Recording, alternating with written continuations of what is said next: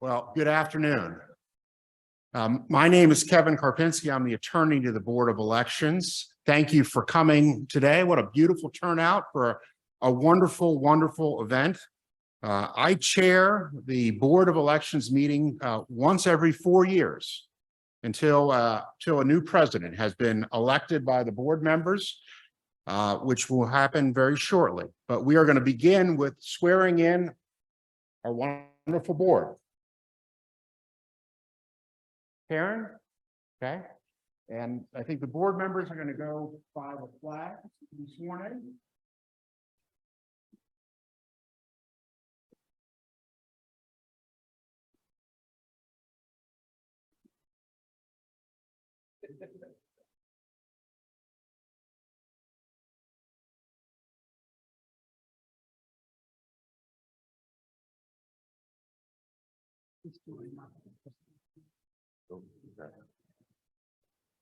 Okay.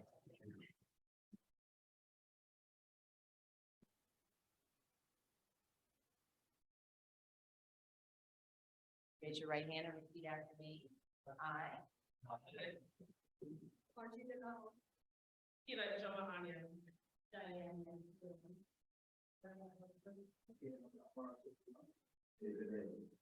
Do solemnly swear that I will support the Constitution of the United States. And that I will be faithful and bear true allegiance. And I will be faithful and bear true allegiance to the state of Maryland. And support the Constitution and laws thereof. And that I will. To the best of my skill and judgment. Diligently and faithfully. Without partiality or prejudice. Execute the office of. Montgomery County Board of Elections. According to the Constitution and laws of the state. Right.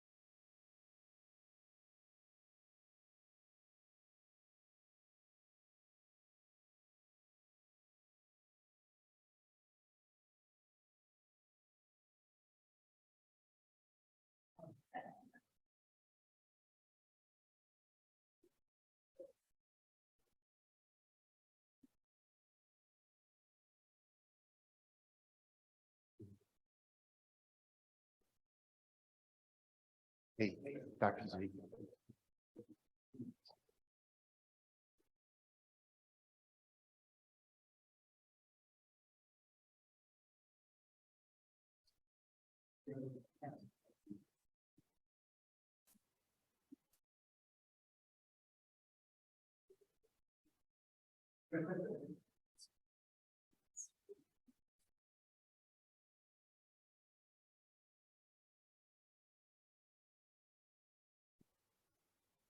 Okay, our board has been sworn in, and I will entertain a motion to elect the president of the Montgomery County Board of Elections. If you please raise your hand if you wish to make a motion.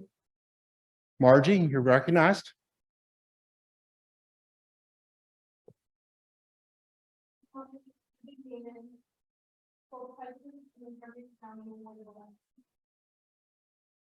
Is there a second?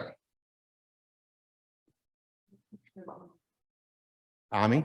I will second. Okay. Is there any discussion? Okay, all those in favor?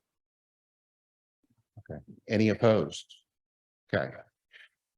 Well, it's unanimous. David, congratulations. You are the president of the Board of Elections.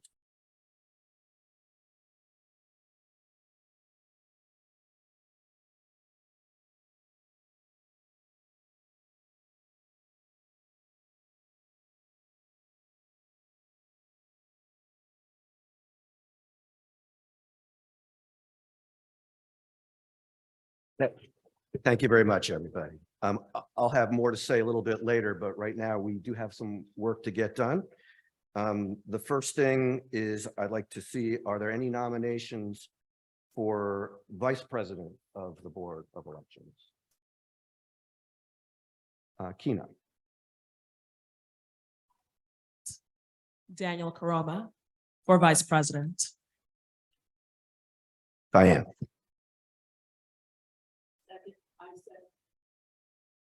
It's on. I second the motion. Any further discussion or nominations? All those in favor of Daniel Caroma for Vice President of the Board, please raise your hand. It is unanimous. Congratulations, Daniel.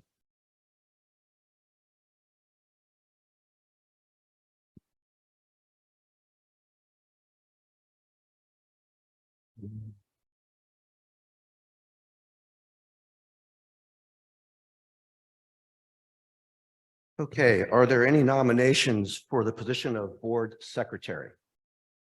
Daniel.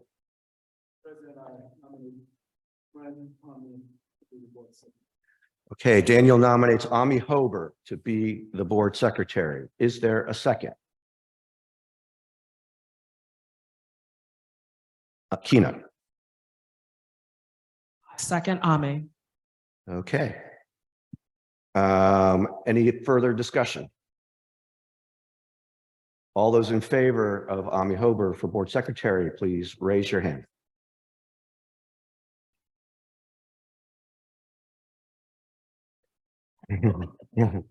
Okay, it is unanimous. Congratulations, Ami.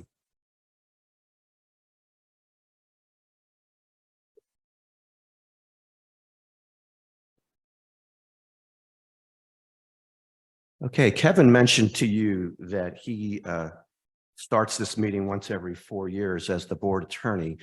In addition to that, we as the new board have to decide who the board attorney should be. Kevin's had the job since 2003. But anyway, I'm going to seek a motion from the board about the contract for the board attorney. Diane. I move we renew the contract for services for esteemed counsel Kevin Karpinski. Okay, is there a second? Everyone is rushing for the microphone. I saw Margie reach for the microphone. Okay, we're going to say that Margie seconded it, but we're going to say that Ami really wanted to. That's all right. All of us seconded that. Okay. Diane, I assume that your motion refers to the contract that was distributed to the board this morning. Sure. Okay, thank you. Is there any discussion? Diane, do you want to say anything further?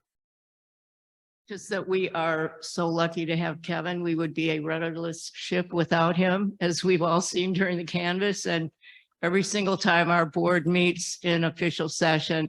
So I just strongly thank him for offering his services again. And I'm delighted that he has unanimous support among the board. Well, we haven't quite voted yet, but Oh, I think that's a good prediction. I got so excited with the last second. Yes, I understand. I just wanted to say a couple of things about Kevin.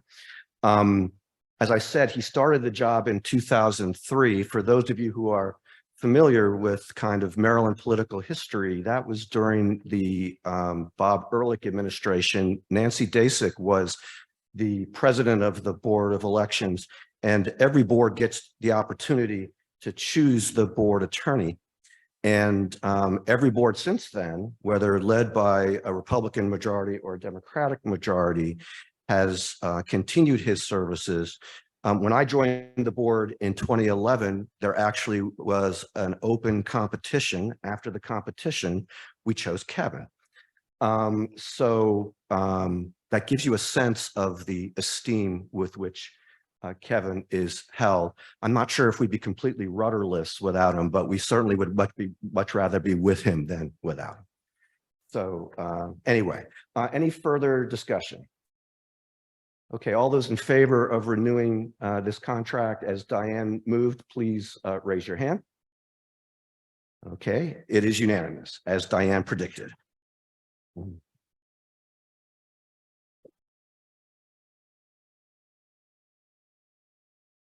Okay, before we get to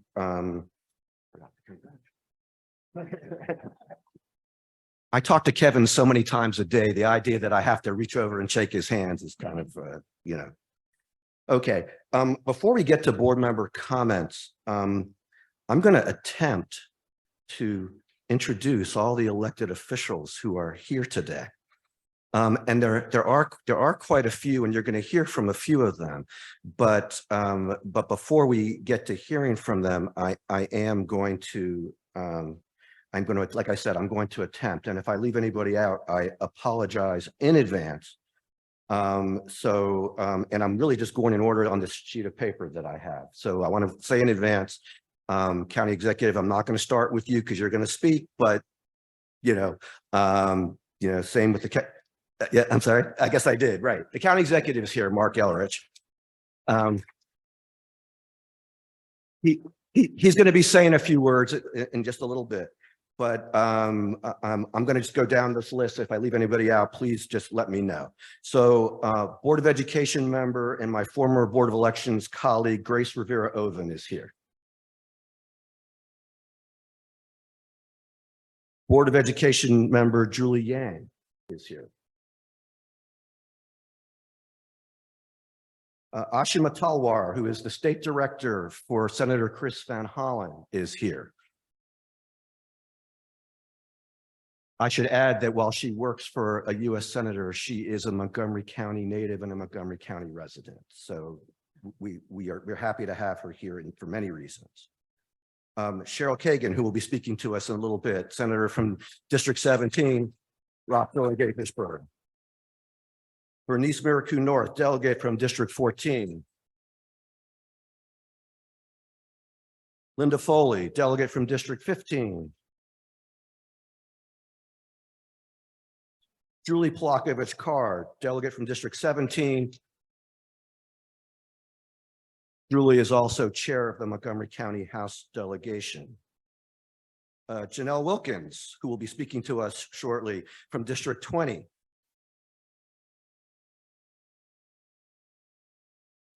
I'm going to save our guest speaker for just a little bit, but I think you guys know that former Congresswoman Connie Morella is here. Not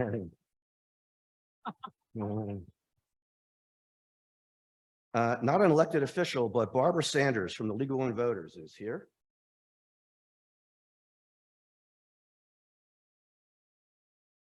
Del Lammerman, the chair of the Republican Central Committee of Montgomery County, is here. Thank you for coming. Lorraine Jaffe, the secretary of the Montgomery County Republican Central Committee.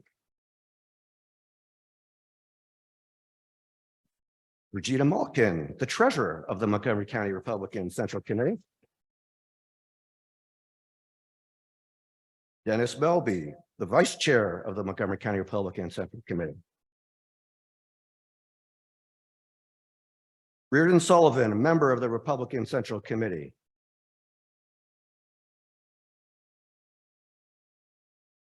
Okay, we're going to hear from him shortly, but Andrew Friedson, the vice president of the Montgomery County Council. Okay, now I'm getting to the Democratic Central Committee. Jim Michaels from the Democratic Central Committee. Teresa Warman from the Secretary of the Democratic Central Committee.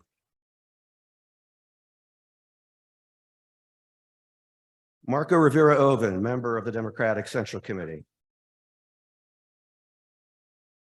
And just to answer your question, yes, he's related to Grace. Okay, Kevin Mack, who's here representing Senator Ben Cardin.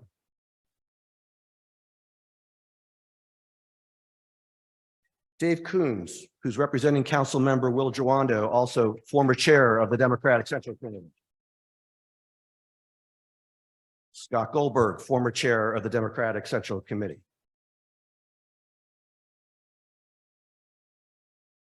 This one is special to me. Sami Saeed, who is about to be the 46th student member of the Board of Education.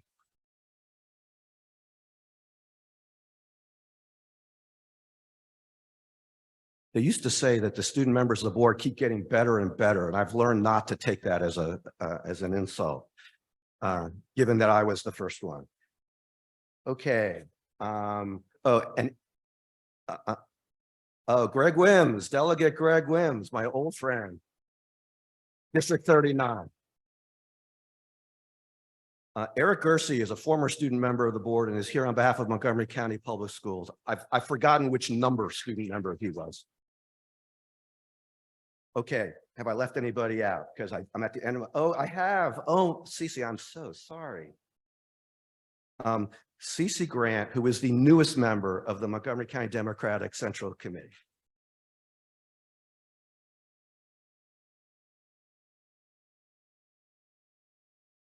Did I not get Bernice?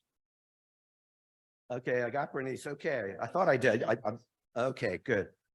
I also want to thank Frida Lacey, who is the first vice president of the Montgomery College Board of Trustees, who's also here. Some of you may know her because she was the deputy superintendent of Montgomery County Schools for many years. Okay, so I think without further ado, it's time for the board comments, and I am going to lead off. And I want to say, first of all, thank you to all of you for joining us for this celebration of democracy. Given our long agenda, I will keep my remarks as short as I can, which you know will be quite a challenge for a lawyer like me. I have quite a few people to thank, and I'm going to try and do it quickly. I'd like to thank my wife, Kathy, my daughter, Rebecca, my son, Andrew, my brother, Jeff, and his wife, Carla, for all of their support. I'd like to thank all of the members of the Montgomery County Democratic Central Committee, with the exception of Cece, who wasn't there at the time, for voting for me. And I also was, I'd like to say that, you know, some of you who've been following the Democratic Central Committee may know that they've had a few close and contested votes this year. But I am apparently the only person in a contested race this year to have received votes from every member of the Montgomery County Democratic Central Committees at the time. So I am truly humbled and honored by that fact. I'd like to thank Governor Wes Moore for nominating me, and I'd like to thank the Maryland State Senate for confirming me, and especially the Montgomery County Senate delegation led by Delegation Chair Ben Kramer and Senate Majority Leader Nancy King for supporting me. I'd also like to thank Montgomery County House Delegation Chair Julie Plakovich Carr and New Environment and Transportation Committee Chair Mark Corman for their support as well. As you guys know, unlike many bodies in Montgomery County, our board requires Democrats and Republicans to work together towards common goals. Fortunately, I have a lot of experience in that category. I started my community involvement when I was a teenager and was fortunate to be taken seriously by many people of varying political views and partisan affiliations when I was a campaign volunteer, when I was a county student government leader, when I was a student lobbyist to create the student position on the school board, when I served as the first student member of the Montgomery County Board of Education. In the early 1990s, I was a member of the Montgomery County Democratic Central Committee representing District 19 and a Democratic staff member on Capitol Hill. But I worked with many Republicans on Capitol Hill, including today's keynote speaker. I was appointed by a group of Republican political appointees in the early 2000s to my current career day job, and I've worked with both Republican and Democratic political appointees ever since. I also would like to thank my board colleagues for electing me as board president. It is an honor to work with all of you, and I consider all of you to be my friends. I've been known to disagree with my friends from time to time, and my friends on the board have been and will be no exception. But I know that each of us is committed to administering elections fairly, accurately, efficiently, and conveniently for all those eligible to vote, and we'll continue the conversation on how best to do that.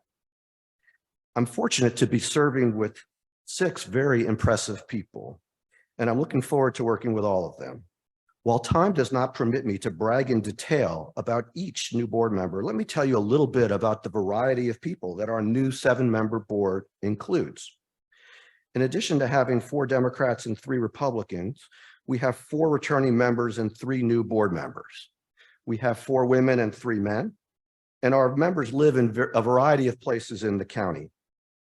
5 of us have been candidates on the ballot before. 3 of us attended Montgomery County Public Schools from elementary school through high school. 3 of us are children of immigrants. 2 board members were themselves immigrants to this country. And as someone who's been involved in county affairs since I was a teenager, I'm very excited that we have a wide variety of ages of our board members, including 2 members who are younger than 35. While we'll disagree from time to time, sometimes vehemently, I urge everyone not to confuse passion for one's beliefs with partisanship. I have many strong beliefs about elections, like my strong support for improving pay and working conditions for our staff. That should not be partisan. The law requires us to go through a partisan process to be appointed to this board. But once we're here, we're not allowed to take sides in elections and are required to put the board's interests over partisan interests and use our personal best judgment to represent everyone, whether it's the roughly 60% of registered voters who are Democrats, the roughly 14 or 15% of voters who are Republicans, the roughly 25% of voters who are independents or members of other parties, or other county residents who are eligible to vote but haven't registered, or other county residents who aren't eligible to register to vote. Our work affects all of them. I'm going to conclude my remarks with a sincere thank you to our staff. We board members made a point of inviting you to attend today because our swearing in also should be a celebration of your work for democracy.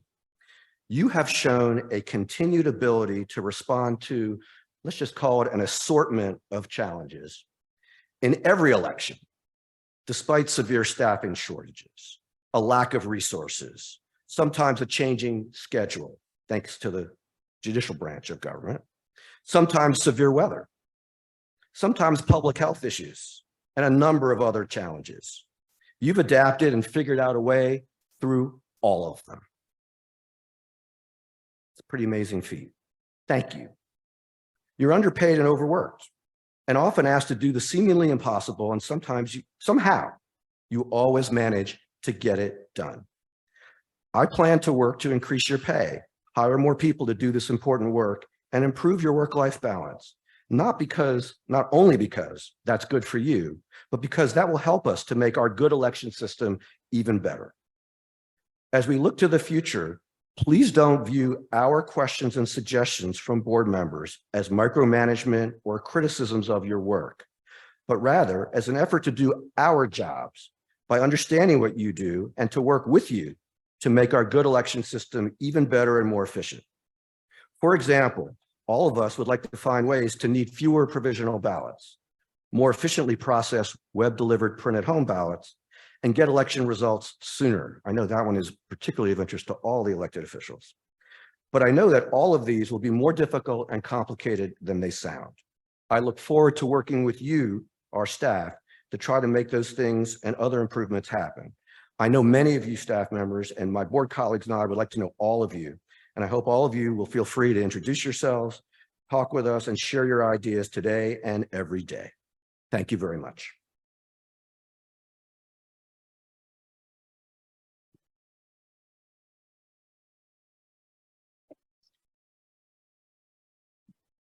So our next speaker will be Board Vice President, former Democratic Central Committee member and White Oak voting rights advocate, Daniel Karam. It was my honor to get to know and work closely with Daniel during the successful effort to add an early voting location at the White Oak Recreation Center, which was approved by a unanimous vote of the board in 2021.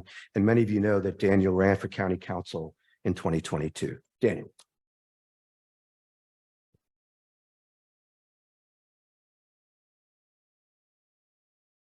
Thank you, David. And good afternoon, everyone. So in moments like this, I sometimes get anxious, worrying not to forget the names of people that are important to me and that have been with me along the way. So let me first of all thank all of you, because that includes everybody, right? Let me thank all the elected officials who are here. Let me thank the MCDCC members who voted for me, including Cece, who didn't vote for me because she was not on the board. Let me also thank our governor, Westmore. I took this personal when I was informed that, I'll get the opportunity for him to appoint me after the Democratic Central Committee submitted my name. I am privileged to serve our governor on this board of elections. Let me also thank the Senate members, including my good friend, Senator Kagan, who is here, for unanimously voting for me to be on this board. So the Montgomery County Board of Elections is an important institution that plays a critical role in ensuring the elections are free, fair, and transparent. As a board member, I have the opportunity to contribute to this vital mission in meaningful ways. And I'm excited about not only the opportunity, but the possibility. My mother is here this afternoon. My wife is also here this afternoon. I need to say that. Mom, can you stand up, please? And my wife, Mabel, can you please stand up?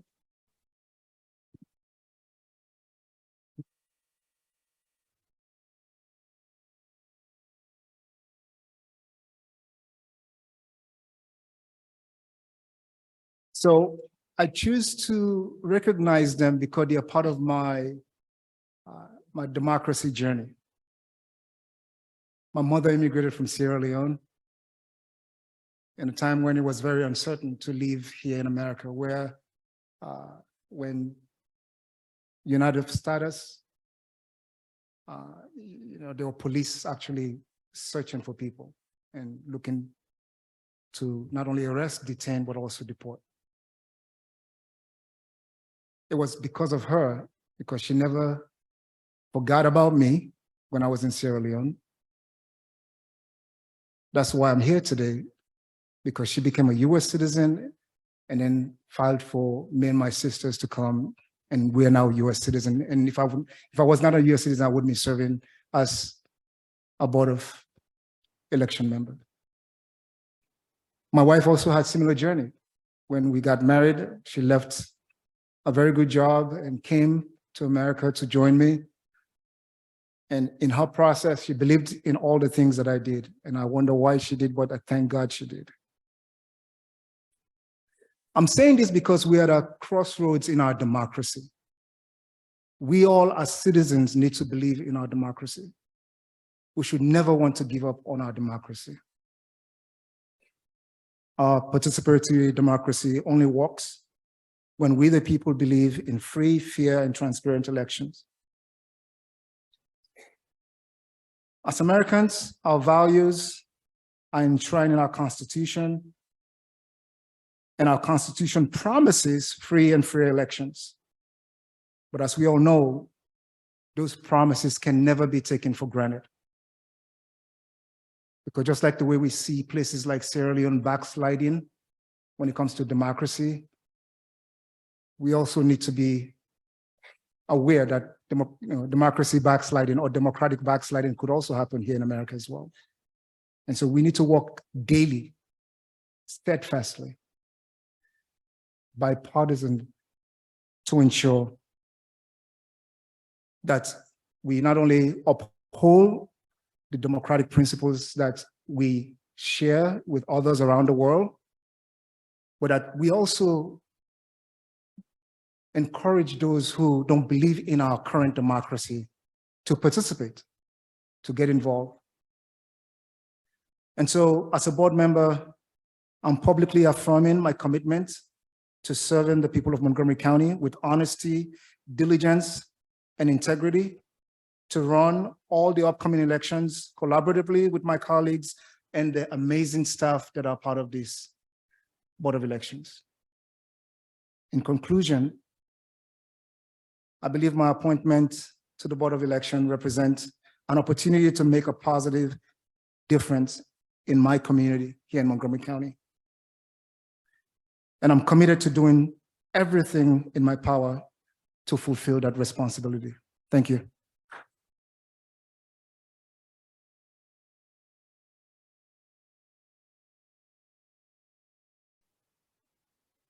Thank you, Daniel. So our next speaker will be the board secretary, Ami Hober. Some of you may know that Ami was the Republican nominee for U.S. Congress from the 6th Congressional District in 2016 and 2018, and was a Deputy Undersecretary of the Army during the Reagan administration. What you may not know is that she's also an accomplished glassblower. So make sure to ask her about that after the meeting is over. Ami, please.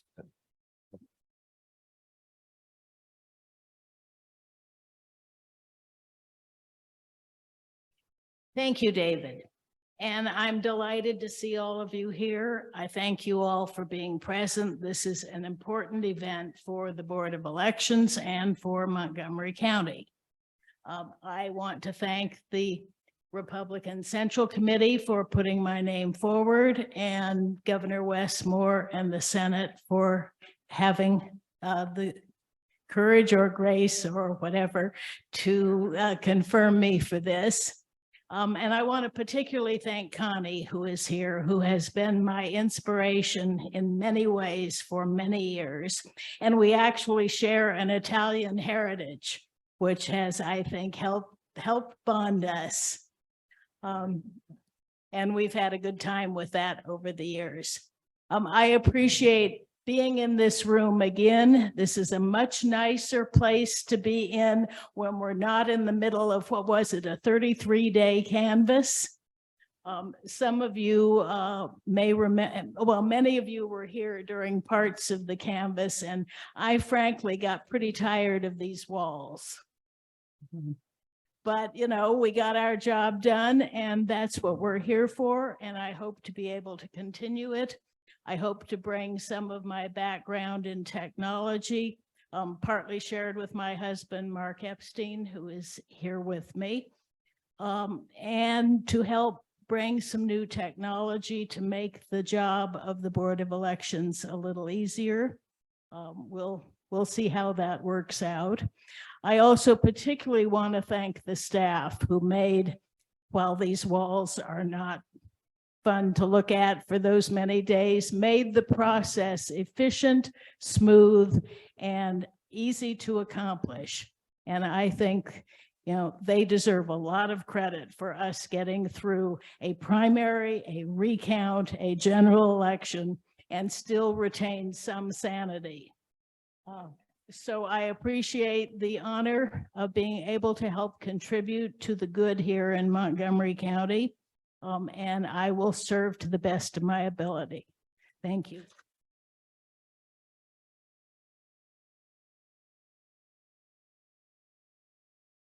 Okay, thank you, Ami. So next is Kina Anyam, who is a new member with a passion for civic engagement, and she showed that passion by coming here and spending time within these walls that Ami just mentioned during our canvass last fall. She attended our mail-in ballot canvass in this room on the Saturday after Thanksgiving. I don't know how you all spent your Saturday after Thanksgiving. We spent it counting mail-in ballots, and Keena spent it. She didn't have to be here, but she came to observe. She asked more questions of board members and staff than almost anyone else who attended the canvass last year.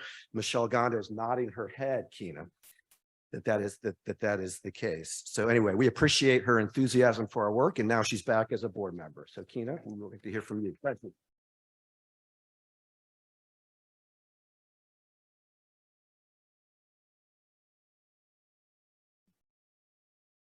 Thank you, David. Good afternoon to each and every one of you who've come here today. A day such as this is an important one. Today, we reaffirm as a community the importance of civic engagement. For as long as I can remember, I found myself drawn to civic engagement. When I was 10, I questioned the commotion around the 2000 election and why it wasn't as simple as just counting the ballots. Yes, for those who have paused, I was 10 in 2000. And my potions and lotions have kept me looking as young as yesterday. But getting back to the point, I was bit by the civic engagement bug, and I knew earlier on that solutions come from action. Moving into elementary school, middle school, and high school, I was fortunate enough that I had teachers who recognized my interest and encouraged me to participate in the Student Government Association.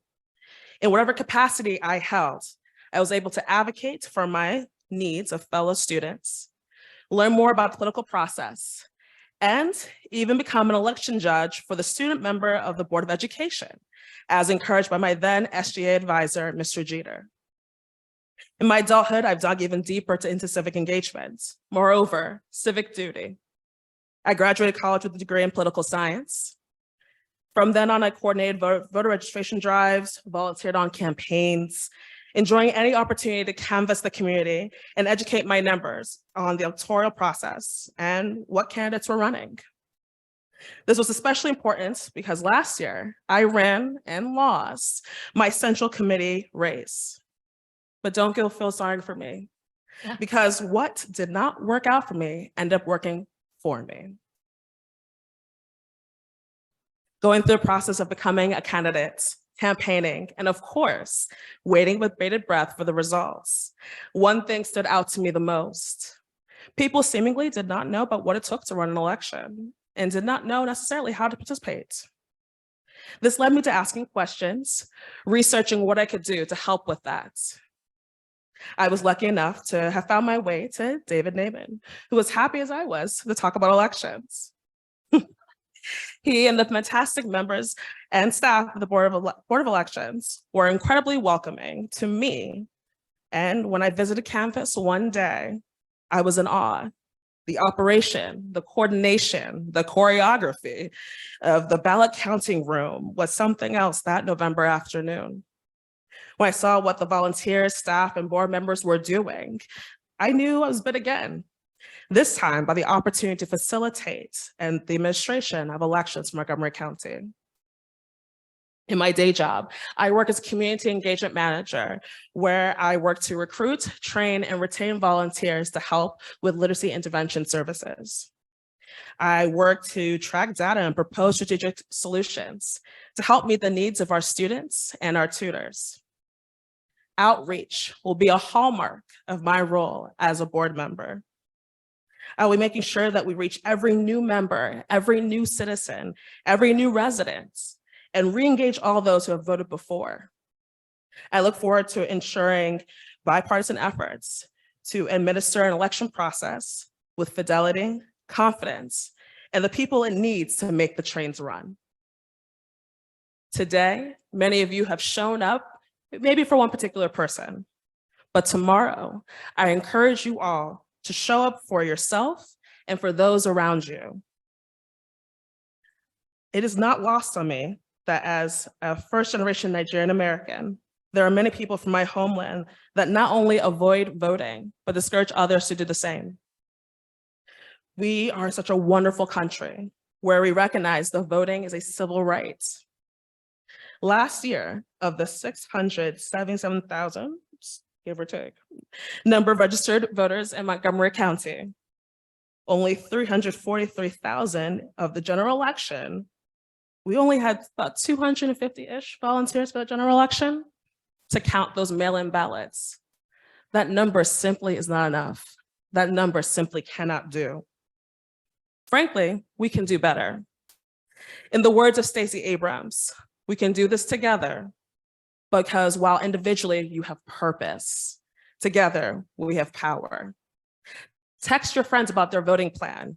Reach out to the Board of Elections inquiring about volunteering. Offer someone a ride to training. Offer to translate information about how to participate in the next election. Empowering people to vote and having the means to ensure the accuracy of elections is the lifeblood of the democratic process. In closing, thank you to the staff who worked tirelessly to ensure our voters have full assurance in their ballots. Thank you to Governor Moore for this appointment and the MCDCC for the nomination. Thank you to my mother, who gave me her name to remind me of the strength I came from. Thank you to my sisters, who made me a leader by birth. I am the oldest of 3. Thank you to the outgoing members of the board for all the great work you've done. You left a solid foundation for us to build from. Thank you to my political colleagues who got me on this path to the board. I cherish you immensely. Thank you to my advisors. And now I'll leave you with a quote that I believe speaks to my civic engagement and working towards solutions. I am of the opinion that my life belongs to the whole community, and as long as I can live it, it is my privilege to do for it whatever I can. I'm honored to be appointed as one of the newest members to the Board of Election. Thank you.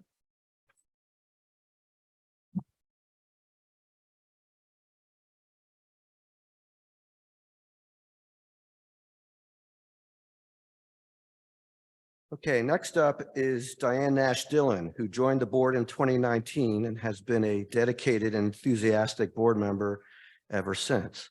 Diane is an attorney who served as the Director of Communication and Legislative Affairs at the U.S. Equal Employment Opportunity Commission during the George W. Bush administration. And for those of you who know her, you know that she is a passionate advocate for her point of view. Diane.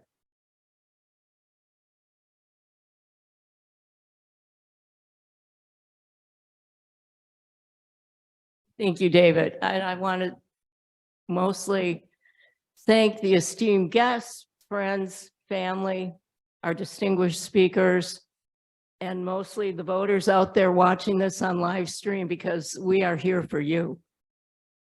Everything we do is to preserve, protect, and defend your right to a fair, and as Daniel said, free, fair, open, and honest elections. And that's what I pledge to do. I want to thank, first of all, my members of my Central Committee for nominating me, for having the faith in me to come back for a second term.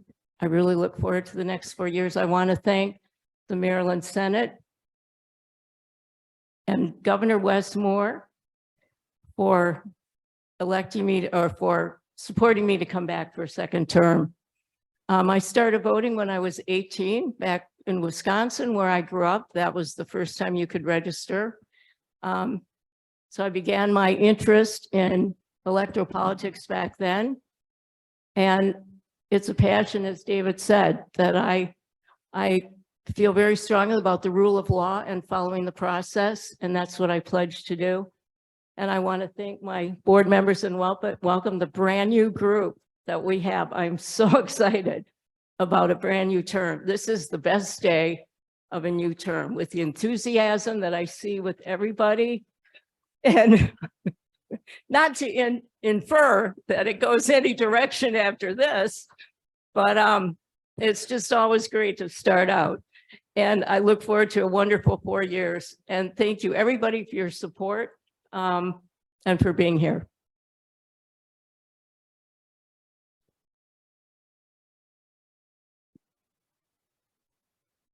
I just have to interject a quick story here in light of some of Diane's comments. One of the attorneys in my day job has a commute that's longer than an hour long, and she's actually here today. And Patty, thank you for coming.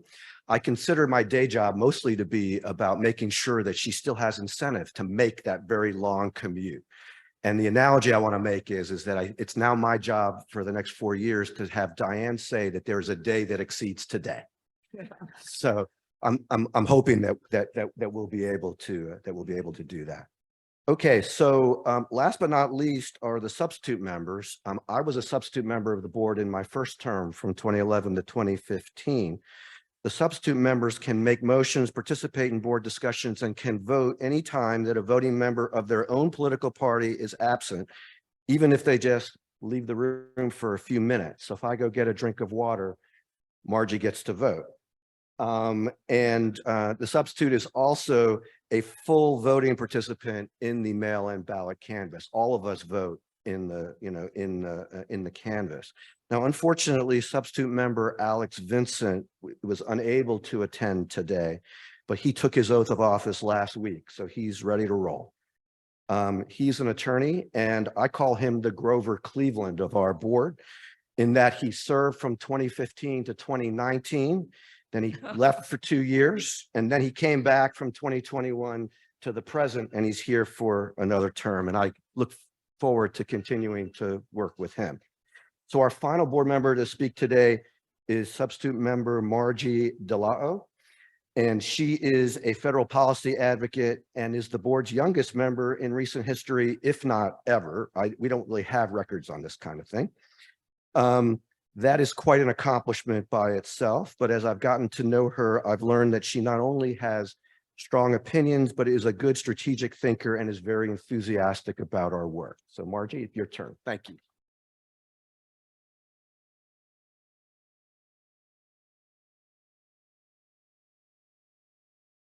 All right, no pressure. So thank you all for being here with us today.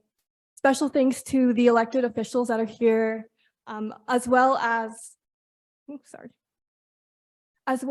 for the members of the Central Committee who sent my nomination to, sent my name up to Governor Westmore. Special thanks as well to Governor Westmore for my appointment. And I also want us to make a special thanks to my mom, Sandra, who's here today. Without her, I wouldn't be who I am. My mom is very special. Please stand up. Okay, Please stand up. That's my mom.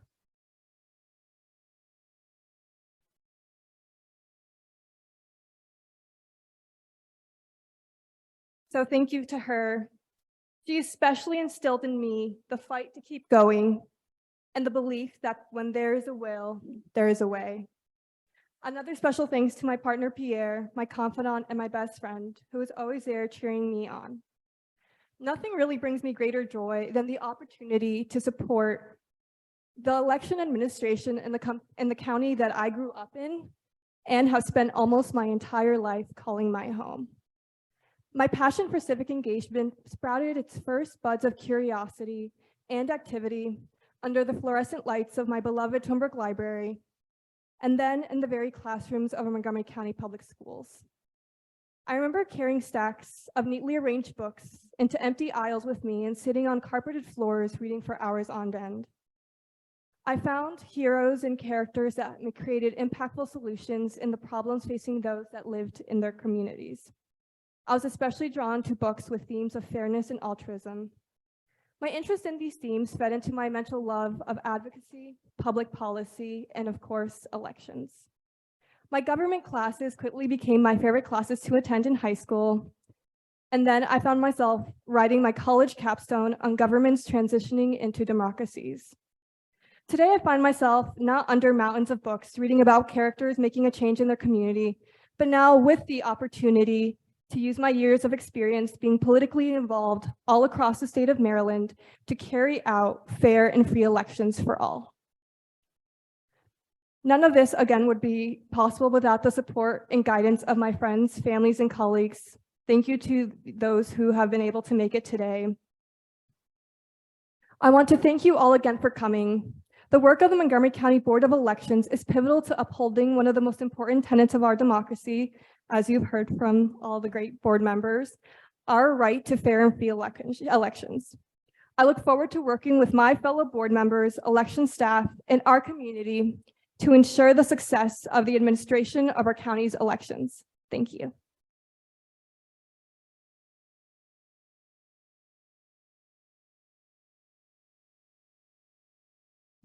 Thank you very much, Morachi.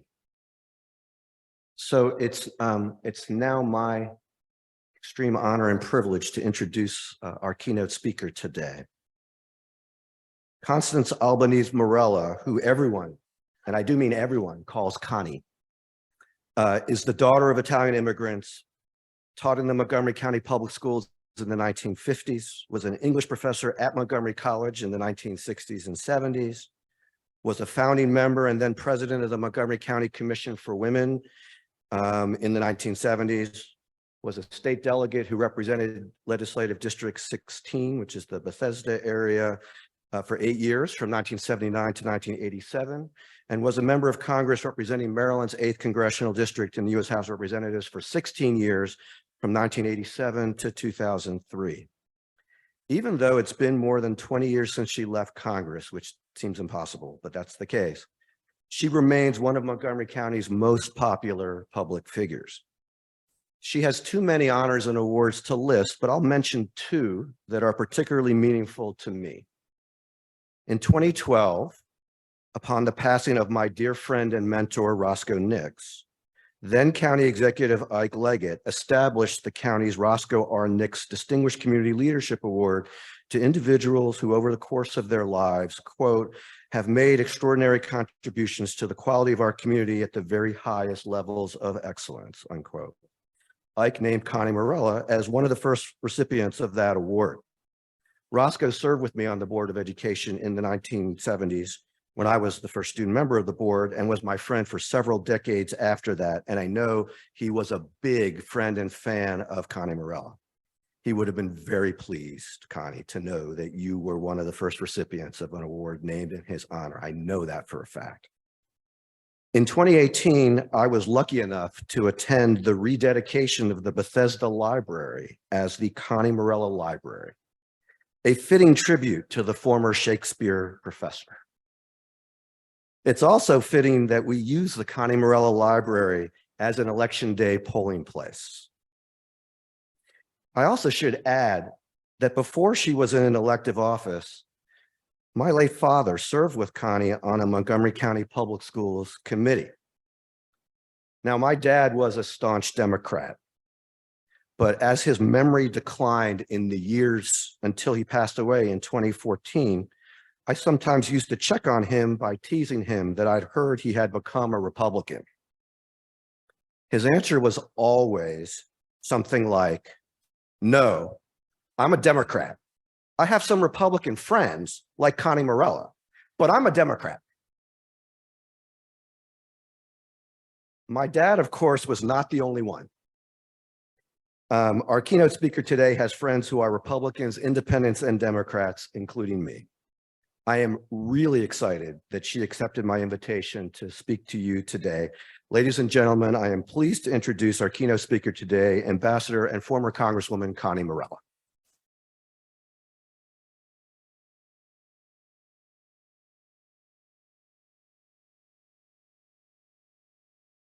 Boy, I'm reminded of something, a name you've never heard of, Mae West. Remember that name, Mae West? And one of the things she said was, too much of a good thing can be downright enjoyable. Thank you for that prolonged introduction. And I don't know, Ami, where that Italian wine is. I hope you have it later. But I do want you to know, since he mentioned my parents, that my maiden name was Albanese. And do you know the Prime Minister of Australia is Anthony Albanese? Did you know that? Isn't that interesting? Yeah. And so I am so pleased to be here with you. This is quite an occasion. I should have told you to stand before I comment, but my remarks are going to be brief. It's just you've been such a patient, wonderful group. Why? Because you care about what's happening today. You care about this Board of Elections. And I'm pleased to see so many of our elected officials who are here because they care and they do all they can to make sure that the integrity is preserved and enhanced. So I'm pleased to be here. I want to congratulate the Board of Elections. I know how hard they work. It's interesting in Montgomery County, in this board where you've got, President David, you've got Vice President Daniel, you've got Secretary Ami, you have a diversity also. You have a diversity of background, location, and age. And that's Montgomery County. And that's why you reflect all of that in terms of Montgomery County. So I salute you and I thank you for what you're doing. And we are here, your friends, supporters, to support you in what you are doing to make Montgomery County, Maryland, and the United States of America so very great. I want to, well, I've already mentioned, I want to cheer all of you. I want to thank the staff too, because I have heard so many wonderful things about this staff.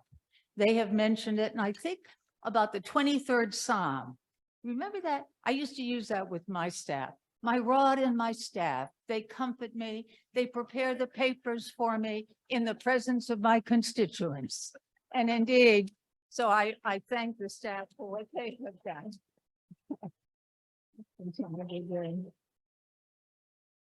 I want to thank the attorney. I understand that he has been here 20 years. So when I think of 23, I think 20, well, you're getting there. And so that says something. In this day and age, to have that kind of longevity means that you have a lot to offer, and we thank you for that. I don't know whether Janet Millinson came, did she? She unfortunately was not able. David called me and he said, Janet Millinson is going to be on the Maryland board. And I see Cheryl is applauding it, as is Greg Wims. And she is the daughter of a man who was a great mentor of mine, Roy Millinson. Roy Millinson helped me every step of the way during my political journey. And he worked for Jacob Javits. Do you remember that? Jacob Javits, who again was one of those moderates who worked across the aisle to bring everybody together. So I'm sorry she couldn't be here, but I'm glad she's going to be joining the Maryland State Board of Elections. But that reminds me of Congress, of working together to get something done. Does it sound sort of familiar? Sometimes kind of faintly so, but I also, we work together reasonably well and we travel together. And I guess I want to point out to you, the maxim from that is to get to know people, to know the people you work with, that you engage with, to let them know you and what you stand for. And you can have differences and you can find that there are some things you agree with. And so you don't have that horrible polarization that we seem to see all around us. One example of working together was also traveling together. And when I was in Congress, I remember a journey we took to Selma, Alabama, and the mission was headed by John Lewis, who was elected with me, Democrat, Amo Houghton, who was elected with me, Republican, led the delegation. And so we went over the Edmund Pettus Bridge in Selma to Montgomery. It was the 25th anniversary at that time of Good Friday. And so the concept of coming together, it made a big difference in our lives. And incidentally, mention was made of our famous, what am I thinking now? The monument that we have in Washington was one that I introduced the legislation for, which came about, right? Martin Luther King Memorial. We went through many stages. It took like 8 years before we finally got it approved by all of the authorities. But that came about because a group of people from Montgomery County, my constituents, came to me. They were members of the Alpha Phi Alpha fraternity, which was Martin Luther King Jr.'s fraternity. And when they came and they brought this proposition to me, Democrats and Republicans, and I thought, you think you're going to get this done? Well, with perseverance, with governmental support, which we garnered, bringing people together, it was achieved. That's an example of how working together can make a big difference in the lives and the symbolism and in all that we do. So I am a political junkie. I agree with Yates, who said, I helped to wind the clock. I came to hear it ring. to hear it strike. And that's kind of the way I feel. I'm still involved as a political junkie with international affairs, some domestic affairs in a bipartisan way. I, like you, care very deeply about the election process. I serve on a bipartisan group called the National Council on Election Integrity. Boy, that was made to order for you, wasn't it? The National Council on Election Integrity. 40 governmental officials belong. We have political, civic leaders dedicated to defending and enhancing the legitimacy of fair and free elections. The group includes Michael Steele, remember Michael Steele? Lee Hamilton, Michael Chertoff, Chuck Hagel. It is totally evenly bipartisan, all working for that election integrity, which is what we are all about here and those we represent. The council launched a campaign which is called Count Every Vote. We got $15 million for public education as an effort to encourage calm and cross-partisan cooperation in the election period and demand that every vote be counted. We have to realize that the false narration that we have so often heard with regard to election fraud. I want you to know, I salute the board. I want all of you to know that your work is more critical now than ever. I think you sense that. We face disinformation and distrust of the literacy and the legitimacy of our elections. Your work helps to eradicate this lack of faith in our electoral process. And I have faith in the personal motif of listening and learning and leading. And that's exactly what we need to do and need to get others to do too. So yes, we made progress in so many ways in our society, but we have also stoked distrust, further polarization, deception. And now as we look at the advent of artificial intelligence, you know, I've been trying to open my head about it, and I do think there is some merit to it. I mean, I think we can learn something from this whole concept of artificial intelligence. But misinformation is going to result, and people are going to believe it if we don't do something to look at it closely. I see my county executive agrees, look at it closely and have it monitored very, very carefully. So it's in the offing, and it can be a plus, but it also could be a minus. But that's the society we're living in, which is why this board is so critically important more than ever. Your service, we will work to preserve, to protect, and defend our election integrity. So finally, folks, and you've been very patient, I think George Washington, the first president, he wrote rules of civility and decent behavior. Rule number 1, when in the presence of others, act with respect for those who are present. I think we all could do that. And I think we all should do that and are doing that. So again, congratulations to the board members, to the officers, to the staff, to all of you who engage in good government. I thank you all very much. And well, you know, everybody says I've got to report something from Shakespeare. You know why I do that? It's like, I believe in the adage, who is it? I think he said, let's see, that I'm stealing somebody else's lines. Somebody else has said it. So I do use Shakespeare very often, but he said, you know, for these great graces heaped upon me for allowing me to speak to this august group. For these great graces heaped upon me, I can nothing render but allegiant thanks. Thank you all very much. Thank you. Thanks, Thank you, thank you, thank you.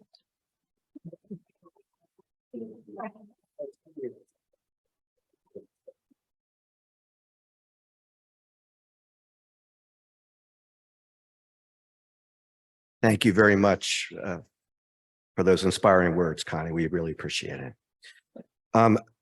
It's my honor to introduce our county executive, Mark Elrich, who's been the county executive since 2018. He was an at-large council member from 2006 to 2018.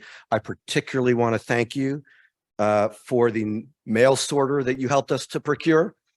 It was very important to the processing of mail-in ballots. It will be even more important as we increase its capabilities for the next election. And we really appreciate that. Thank you so much. Please come up.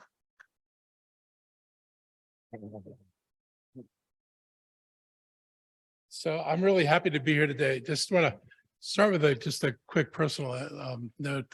First of all, Connie, thank you so much. Your perspective was refreshing when you served in Congress, and it's still refreshing today. And I always enjoy listening to you talk. And I appreciated you're willing to talk about some really difficult things. I mean, you were part of the group that brought together the Voting Rights Act. And today we watched the Voting Rights Act get dismantled. And it's really a sad commentary. Usually we talk about how far we've come. And sometimes it's sad to think about how far we go in the opposite direction at times. But I want to let you know I appreciate your leadership on important things. And it was the work you did was really good. Personally, for me, I'm old enough that I turned 18 in 1967, I guess. I could not vote in that first election. And the cry from people like me at that time was, we were old enough to put a gun in our hands, but not old enough to vote. You could send me off to kill, but you couldn't let me pull a lever in a ballot box about over who would have the decision who would send me off to kill. And so bringing the voting age down was really an important thing. You know, young people had the right to have something to say about the policies that would affect our lives in sometimes the most profound ways. And so that was something I was left with. And I thought, you know, the time I was very young, you appreciate the right to vote. In our society, free elections, free speech, free press.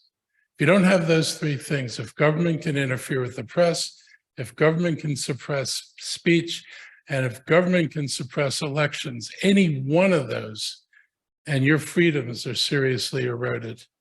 And so our ability to protect those things is essential to protecting our basic freedom to vote in an election. And that's the work and the challenges we have in front of us, is to make sure that those things remain sacred and important to American society, lest we risk dismantling American society. I want to extend my heartfelt gratitude to the Board of Elections. I hope I contributed to overtime pay, and I did it twice in 4 years. So to the extent I kept you employed longer and you have more hours, I hope you appreciated that. It was not conscious, but sometimes you do things unconsciously that work out in a positive direction. So thank you all for what you did, and thank you for working through all that. I mean, it was a real testament to the process that you went at your job, and everybody who observed what was being done had no question about the integrity of what was being done. And that has not happened everywhere. And the fact that you got us through that, you got it through it without partisan bickering, that every one of you took the job seriously, that you're there to monitor the election and make sure that this is done properly, that you all took that to the extent that you did, and the folks who aren't here but are on the previous board, I really do appreciate that. And you did a service to those of us in Montgomery County. We were really worried, particularly when the governor made it difficult to count the ballots, that would essentially cause people to discredit the election. The biggest fear many people had was that if a close election were at hand and those ballots weren't counted, that people would suspect that maybe there's a purpose in that, and then that the ballots that came in late would have been ballots that people questioned. And we did not understand why the governor would risk putting that kind of question mark in front of the election. Not that anybody had plotted to do it, but the perception out there was real. And we were very aware of the perception. So I want to thank you for everything you did to make sure that this election had all the integrity that it needed to have. I want to thank your new elections director, Boris, who hit the ground running. He immediately, took the view that we've got work to do. We're going to make sure we're ready for the next election. I can tell you from my end, we'll make sure that the funding is available, at least in the budget, to make sure you can get the equipment you need. This is only going to get more challenging. You're going to have to process things faster. I can't tell you how often at night I would just lean over at my phone next to the side of the bed and press refresh. Some of you may have had that experience. I had that experience.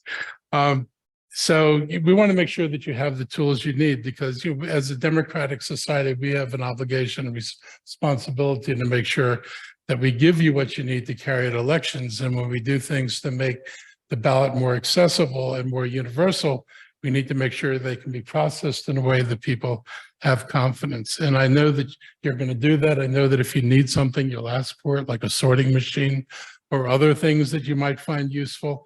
Let us know what it is you need. And I want to thank the election staff.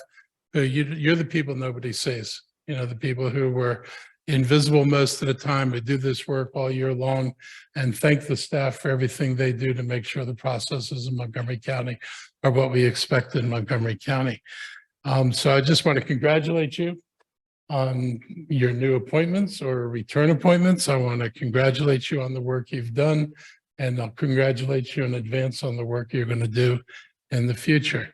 I unfortunately was supposed to be someplace a half hour ago, so I am going to leave now, but I didn't want to leave before I had a chance to thank you. I felt like you need to hear that, because around the country, the work you do isn't always welcome and isn't always appreciated. And I want you to know how much I appreciate it. And I know everybody else appreciated it. So thank you very much. And thank you again, Con.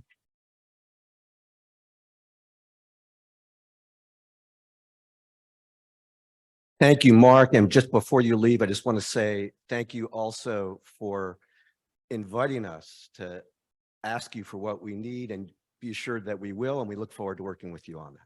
Thank you. Thank you very much. Okay, our next speaker is the Vice President of the Montgomery County Council, Andrew Friedson, who is the County Council member from District 1 since 2018. From 2018 until the most recent redistricting, he was my County Council member. I'm still sore at him, but it's okay. He's also been on the council's Government Operations and Fiscal Policy Committee, otherwise known as the GO Committee, since he's been on the council. That may not sound exciting to everybody, but to us, since the committee has jurisdiction over the Board of Elections, it's very exciting. And we appreciate all of your support in the budget, not just the mail sorting equipment, but the resources to deal with wait times at the polls, et cetera. And we appreciate your coming today. Thank you very much. Well, it is great to be here. I am really honored and privileged to be able to represent the Montgomery County Council and all of my colleagues in congratulating this new board and in celebrating a great day for Montgomery County, a great day for democracy, a great day for the integrity of free, fair, and transparent elections. This really is what we're here today to celebrate, not just the individuals and the roles that they are taking, the diversity that they represent that is reflective of who and what we are in Montgomery County, but in the republic that we will keep. But in order to keep, we have to work for it, because democracy only works if we're willing to work for it. And that's what this board is here to do. And that's what the staff is here to do, to make sure that every voice matters in our county and in our elections, and every vote counts. And we really appreciate, and I just want to thank and acknowledge the staff for all of their hard work. I did try to make it a little bit easier than the county executive did in this last election. Apologize if it didn't come with overtime, but we are all deeply grateful for the work that the board does in leading the staff, but even more importantly, for the efforts, the tireless efforts of the staff each and every day who really are at the foundation and create the bones that make this entire system of government work. Everything that we do, all the elected officials who are here, all of our teams that are here, all the progress that we're able to make is only possible because of the work of the staff at the Board of Elections, because of the integrity of our elections, because of the faith in the process that you make possible because of your efforts and because of your integrity and because of your talent. So thank you so much for that. And I am just incredibly excited to be here to celebrate this new board and to welcome new members, to welcome back returning members, to acknowledge David in his new role, who like me started as a student activist and student advocate in Montgomery County Public Schools. I hit my limit as student body president. He reached to farther and further heights as the student member of the Board of Education, but has continued to serve. He is a great Democrat, but more importantly, particularly in this role, he is an even better citizen and the fiercest advocate who I have ever experienced for the needs and the focus and the intention of this institution, of this staff. There is nobody who fights harder and who advocates more for the Board of Elections than David Naiman does. And so he is perfectly fitting and incredibly important for this role. Daniel Caroma, who is just a great advocate in our community, and I'm really excited to see him take on this role as an officer and really reflective of the American story that we celebrate in Montgomery County, with a third of our residents being foreign born. And it was just great to see his mother here today and his family. I'm just really excited to see that. And then my personal connection with Ami Hober, who I've gotten to know at Potomac Community Center as a candidate. My experience in elections started by going to the Potomac Community Center with my parents and learning how to vote with them and through them, and now being able to cast a ballot with my name on it at the very place at the Potomac Community Center where I first learned about the importance of voting and volunteerism and citizenship, and to be able to see Ami there as well. So a really humbling experience for me here. And I just want to acknowledge the bipartisan nature of this board, the fact that we had Republicans seconding votes of Democrats and vice versa. This is what our system of government demands. It's what it requires. And it's what we should be celebrating at a time where there are dark clouds that are being cast over the integrity of our elections and over our system of government as a Republican democracy. We have a Montgomery County Board of Elections here today and moving forward that is shining a bright light of what our system of government can and should be. And for that, we are so deeply grateful. So thank you and congratulations.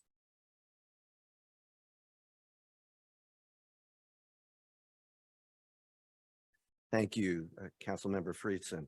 So we in Montgomery County are very lucky in many ways, but one of the ways in which we're very lucky is that two of our state legislators are in really key positions in the legislature to address election issues. And we're going to hear from both of them right now. So first will be State Senator Cheryl Kagan, who has been proudly representing Rockville and Gaithersburg, District 17 in the state Senate since 2015. I've just stolen one of her lines. So, and is currently vice chair of the Senate's Education, Energy, and Environment Committee, otherwise known as the Triple E Committee. Senator Kagan has added a fourth E, which she has not quite yet gotten the state Senate to add a fourth E, but she's added a fourth E, which is elections, because that committee has jurisdiction over elections. Senator Kagan.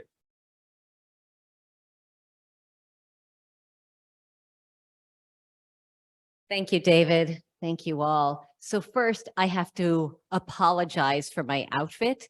I have been, you know, when people say, and I'm hoping just the power to the polls is what's visible and not my Maryland leggings, because I was going to go to the gym. And our constituents who think that being a legislator is a 90-day job, I assure you, and specifically on elections, today at noon, we were going to have our new State Board of Elections administrator selected by our state board. And for various reasons, you know, we had a vacancy, we had an absence, and so that had to be postponed. So dealing with the press, we're getting a new legislator in District 17 as former Central Committee Chair Delegate Linda Foley understands very well. And as well, Delegate Janelle Wilkins. So that's a whole process. Thank you to our Central Committee for your amazing investment in making sure that the best people get selected. But there was no way that I was going to miss this. I have to say that I am probably the only person in the room who can say that she voted for David Naiman when he was the SMOB, the student member on the Board of Education of Elections. When I was a very proud Churchill Bulldog, very involved in student government. And so we've known each other a very, very long time. So, so as David said, yeah, I do a lot of work on elections, and there have been references. Our county executive just referenced my emergency bill. I passed 3 emergency bills last year on election laws.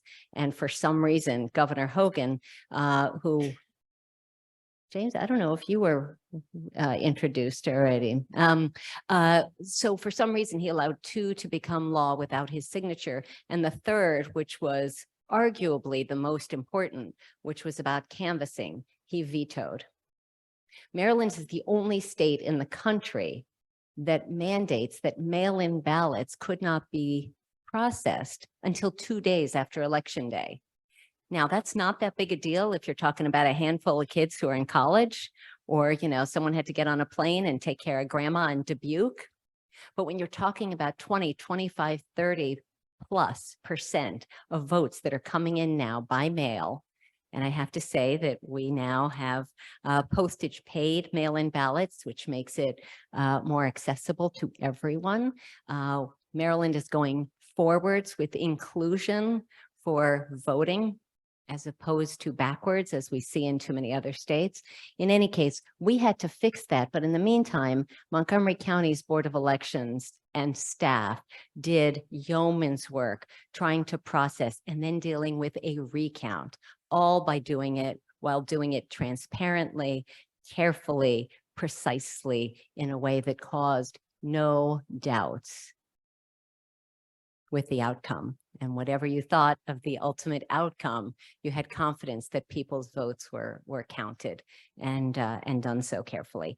The thing that I want to add that I feel like no one else has spoken about, and congratulations and thank you to all of you, because just as being a legislator is not a 90-day job, this is not the regular board or commission that people get appointed to. You know, if you're on the state board of massage therapists, you might have a meeting once every quarter. I'm making that up. I don't know. Maybe they meet monthly, but they sure as crap aren't giving up Thanksgiving Day weekends, nights, weekends, and getting harassed by all the candidates and the party leaders and the press wanting to know what's going on and wanting to look over their shoulder. And I have to say, as someone who spent untold hours in this room during the canvass and during the recount, every single one of them, and Alex isn't in the room, but Alex, Diane, Ami, David, and the former members, as well as Kevin Karpinski, and the staff were just so patient, so kind, and so thorough. I want to give a special shout out. Everyone has recognized the staff. I just want to specifically give a shout out to Alisoon McLaughlin, who stepped in when Margaret Jurgensen retired. And Alisoon stepped up as acting director and made personal sacrifices that were extraordinary, and led the team, partnered with the board, and served our democracy and our county so well. So before I continue my comments, can we just have a shout out to Alisoon?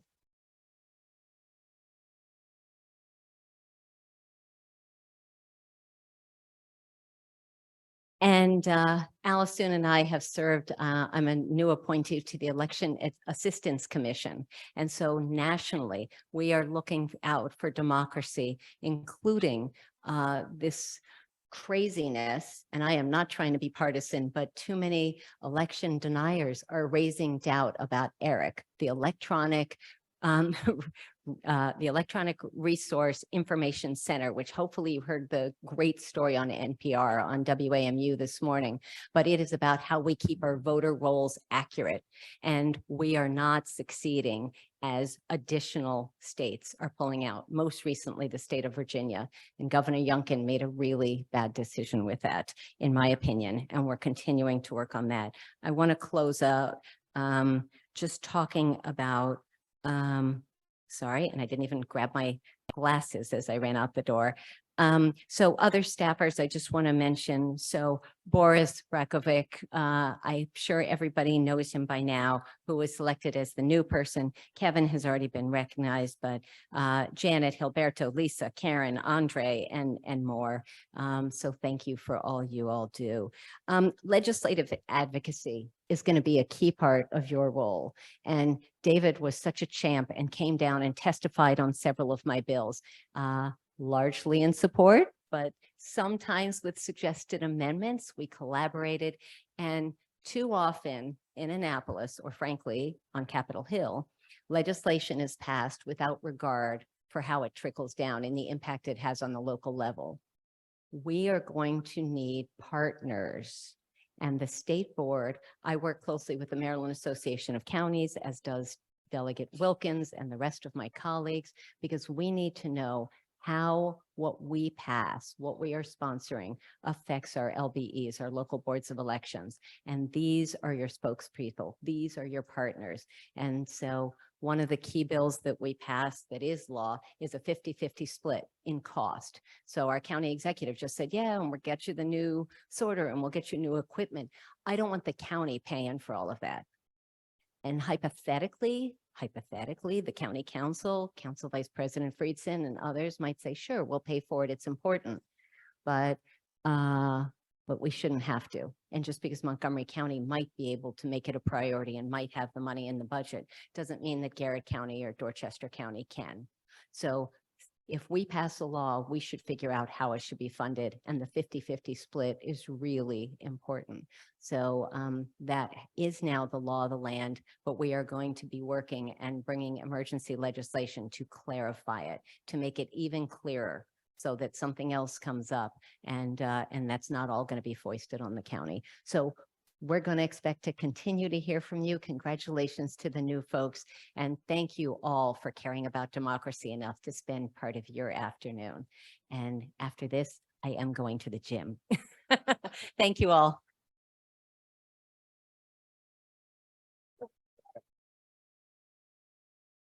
In the interest of time, I'm going to keep my rebuttal to Senator Kagan brief. I'll just say, first of all, thank you for your vote in 1978 for the student member on the board. I appreciate it. You launched a career. I appreciate it. I don't think you're the only one in the room who voted for me. Hopefully my brother voted for me. My brother, Jeff. I don't remember whether I had the opportunity to vote for myself, but in any event, I'm pretty sure that Jeff voted for me. You might talk with him afterwards. We can find out.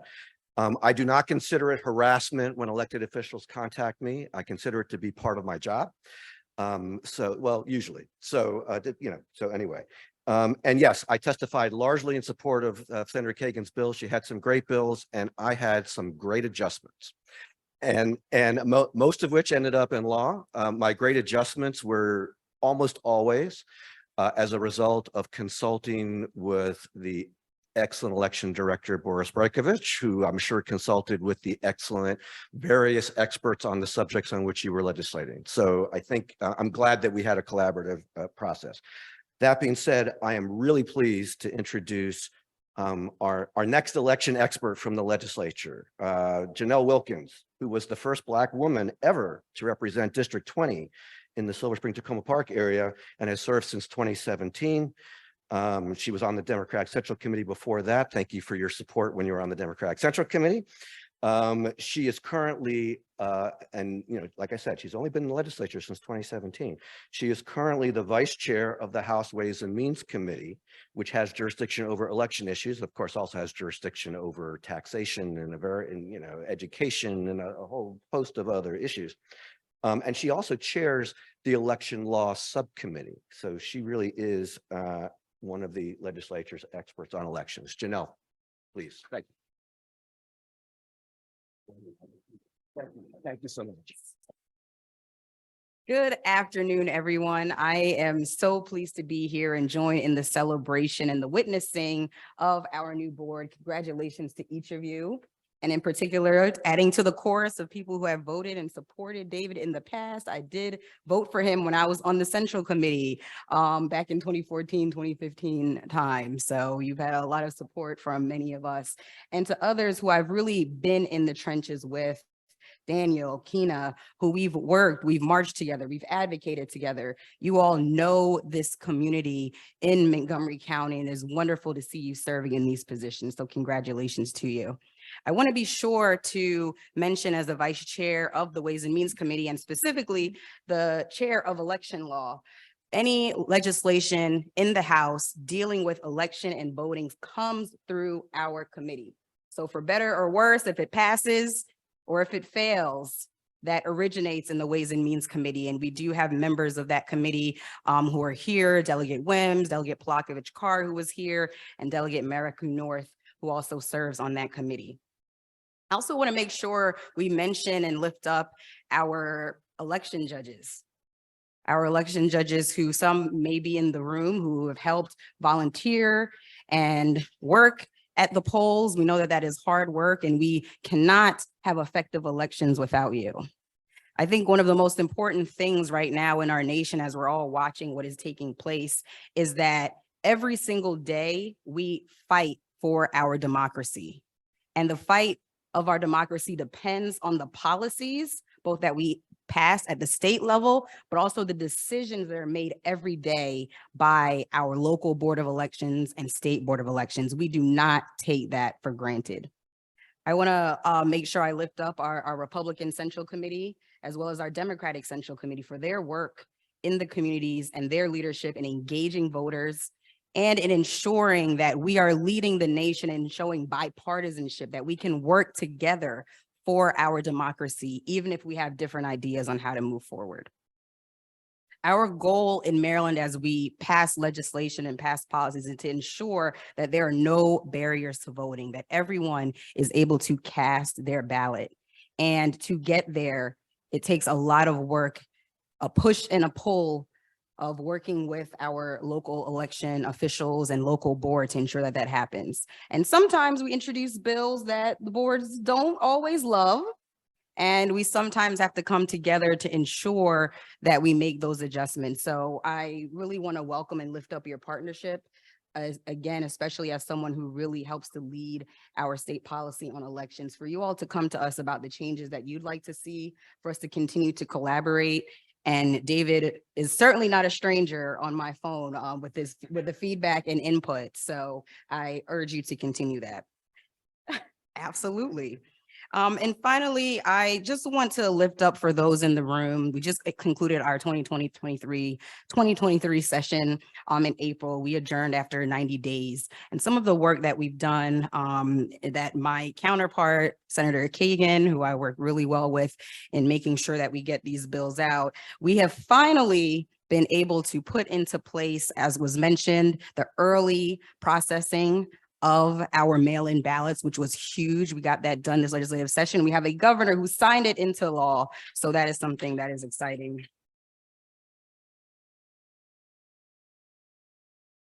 Also, help is on the way when it comes to our election judges. We did increase the base pay. So if there's anyone in the room that's interested, that's not already an election judge, base pay in Maryland has increased to $250 per day. If you are a returning not precinct official, but election judge, then there's a bonus of $100 as well. So please get the word out about that opportunity starting next year for that pay. And we hope that we'll be able to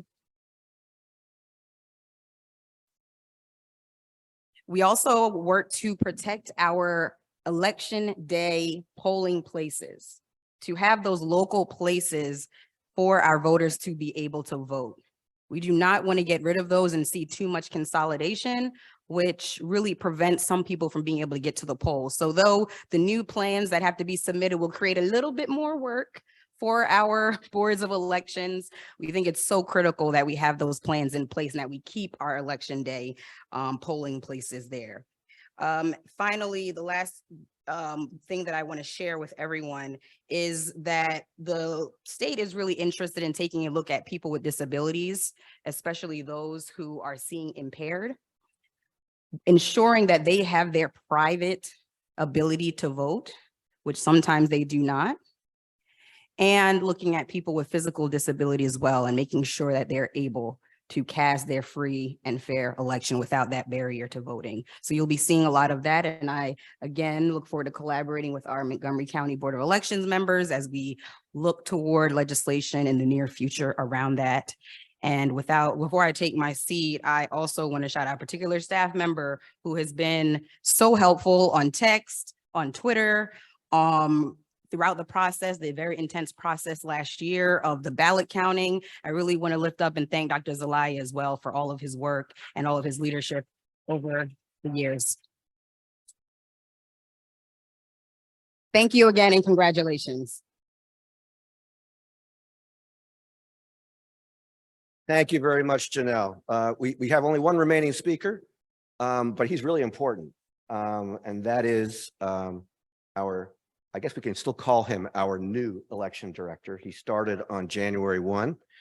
I should make very clear that we've been talking all day about bipartisanship. He was an enthusiastic, unanimous selection of the board that just left office. Those of us who are returning members were enthusiastic supporters, worked together on this process. And we are thrilled to have as our election director, Boris Brajkovic, who has a few words for you. Thank you very much.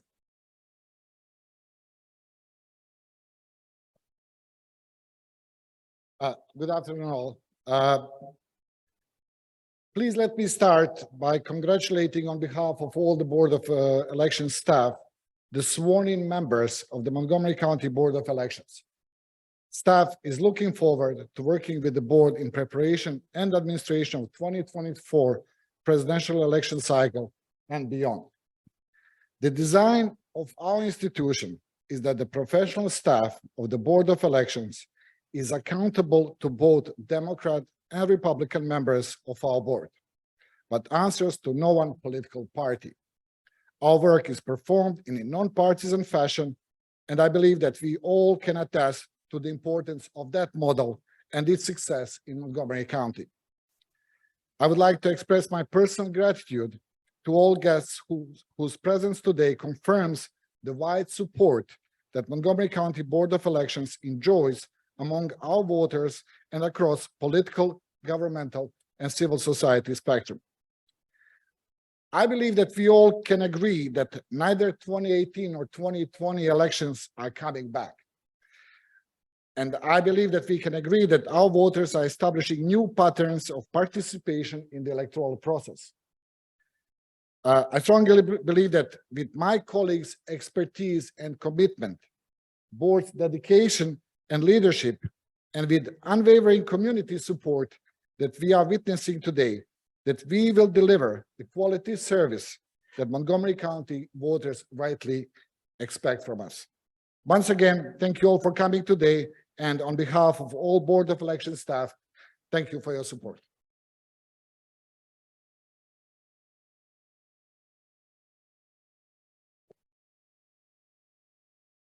Hey, everyone. That's it for today's program. The board's next meeting will be Monday, June 26th. I'm sure you're all going to come, right? Or no, it'll probably be a virtual meeting. It'll be at 3 o'clock, which is a different start time that we're going to be starting our meetings at 3 o'clock. And I thank all of you for coming today. There are refreshments in the back of the room. If you just go through here, you're all welcome to stay and chat with us. We look forward to talking with all of you. Thank you so much for being here to celebrate democracy with us.